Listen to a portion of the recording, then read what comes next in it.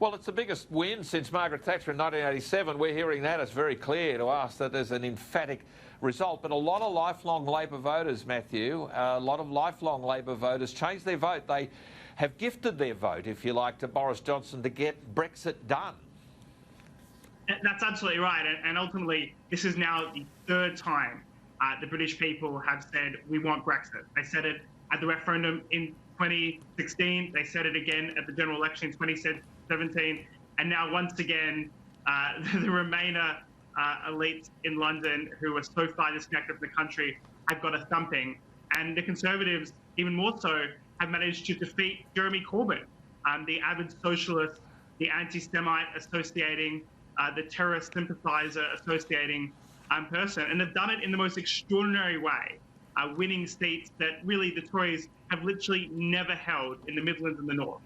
Parts of the country that you would have said in the past were not possible to hold. Places like Bishop Auckland that last wasn't held by Labor in 1935. Wrexham, which has been held by Labor since 1922. We're seeing a complete change of the electoral map over here.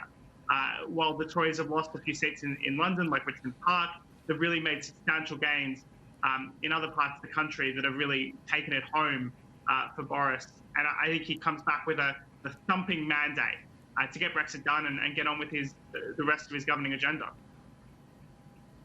It's interesting, Matthew, I'll come to Carolee and Mike in a moment, but it's interesting, Matthew, that people are already suggesting, oh, well, Boris has got such a big majority, he can actually do whatever he likes now. My suspicion is if he doesn't keep faith with those people who gifted their vote to him, he will be in a world of hurt. He has to do what he said he was going to do.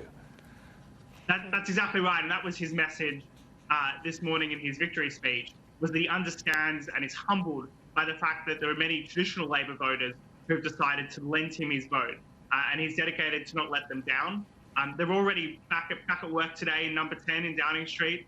The poor, hard-working staff have literally had almost no, if any, sleep at all, and they're there to get Brexit done. They're there to make sure that they bring back the withdrawal agreement next week. The Parliament's meeting next week, the week before Christmas, and then they've got to meet the January 31 date, and then becomes the next effort to negotiate the future relationship with the EU, which Boris is committed to do by the end of next year.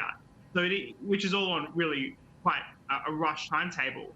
But the slogan that he's gone with this morning was the people's government, and getting on with the people's priorities was one of the key themes of the campaign. And I think it's very well understood that he has to keep the faith, and the pressure from the backbench will be to keep the faith.